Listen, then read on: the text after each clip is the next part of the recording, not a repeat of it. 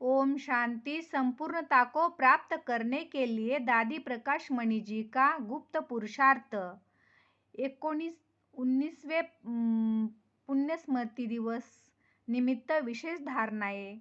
पहला पॉइंट है, दादी जी ने सब जवाबदारियां संभालते हुए लक्ष्य रखा है कि मुझे सर्वगुण संपन्न, सर्व कलाओं में संपन्न, निर्विकारिता में भी संपन्न बन संपूर्णता की मंजिल को प्राप्त करना ही है।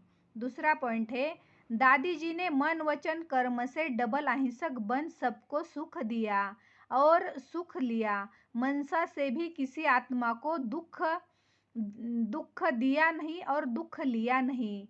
तीसरी बात, दादी जी सदा एक बाप की ही आकर्षण में रही। उन्हें किसी भी पुरानी वस्तु, व्यक्ति, तत्वों ने अपनी तरफ आकर्षित नहीं किया। सदा एक बाप की याद में रहे, अपनी सूक्ष्म वृत्तियों को भी एकाग्र किया। चौथा पॉइंट, सदा साक्षीपन की स्टेज में रह सदा साथी के साथ का अनुभव किया। उनकी दृष्टि वृत्ति में रूहानियत और अलौकिकता थी। उनके संस्कारों में इतनी रॉयल्टी थी जो उनकी आंखें किसी भी में नहीं डूबी। पांचवा पॉइंट, उन्होंने किसी का अवगुण चित्त पर नहीं रखा, किसी के अवगुण नोट नहीं किए। सदा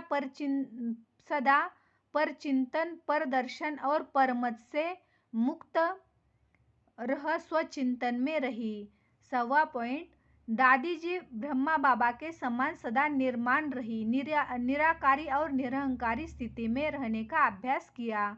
सदा स्वयं को सेवाधारी समझा, कभी अपनी महिमा स्वीकार नहीं की, किसी से निंदा की तो घबराई नहीं और महिमा में खुश नहीं हुई।